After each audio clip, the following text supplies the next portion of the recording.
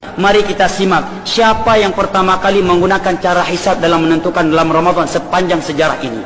Kita simak ucapan Syekh Imam Ibn Hajar Al-Asqalani ketika beliau mensyarah hadis nahnu la naktub wa la nahsub. Kita umat yang ummi, tidak mampu menulis dan tidak mampu hisab.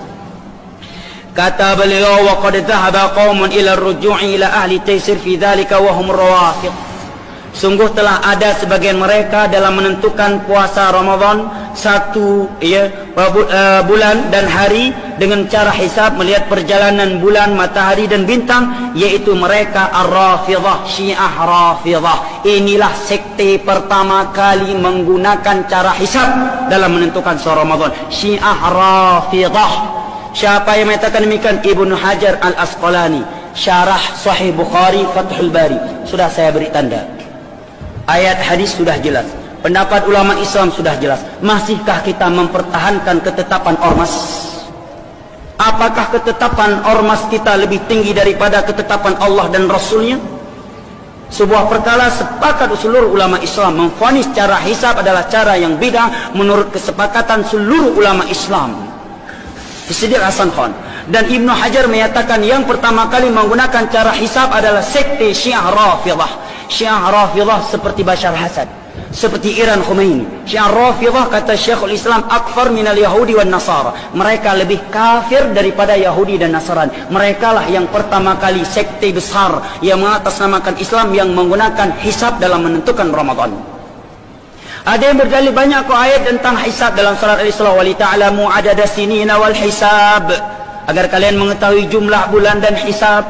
Juga ayat-ayat yang lain dalam surat Yunus. Maka jawabannya kata para ulama, tidak ada satupun ulama Islam yang memahami ayat ini yang sebagai dalil bahwa sumber penetapan Ramadan cara hisab.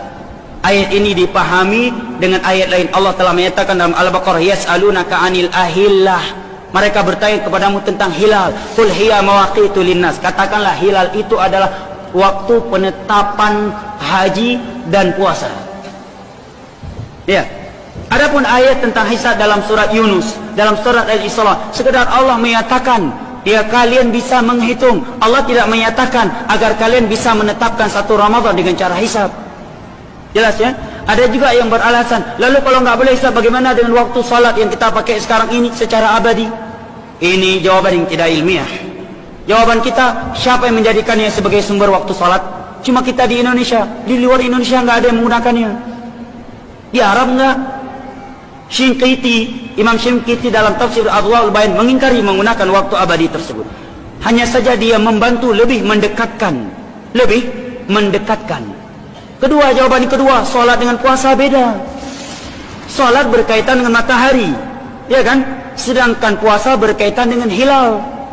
Beda matahari dengan hilal. Baik, kemudian kalau Ramadan sedikit terlambat fatal.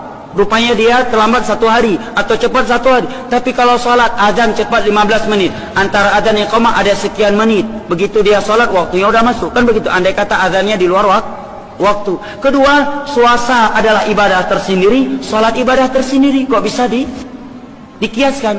Jelas jamaah, apakah kita masih mempertahankan penetapan ormas setelah mengetahui penjelasan Al-Quran dan hadis dan kesepakatan seluruh ulama Islam dan ucapan Ibnu Hajar tadi bahwa yang pertama kali menggunakan metode hisab adalah Syiah Rafidhah?